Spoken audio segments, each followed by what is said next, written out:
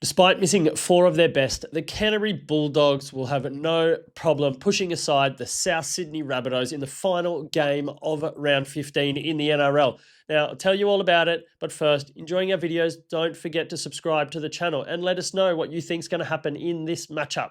Now, what I think is going to happen in this matchup, well, look, there's a lot of strike power out on both sides of the field. Stephen Crichton, Matt Burton, Max King, Kurt Mann, Latrell Mitchell, and an injured Cody Walker for South Sydney. So for me, it's hard to see, first of all, where a whole heap of points are going to come from in this match.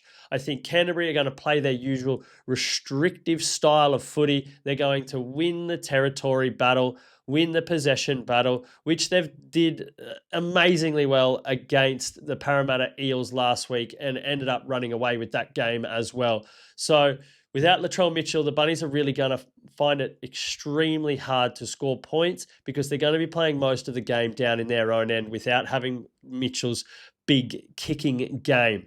So what's the result going to be? Look, the line is only at 7.5 points. And yes, I know there's a lot of strike power of the Bulldogs missing, but the Doggies have depth.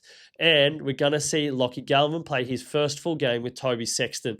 And you know he's going to perform. He's a young kid full of confidence and he's there to do a job, and he will likely do it. So Canterbury to cover, -7.5. The game total is 44.5 points. I actually like this one hitting the under, mostly because I don't see where Souths are going to score points in this game.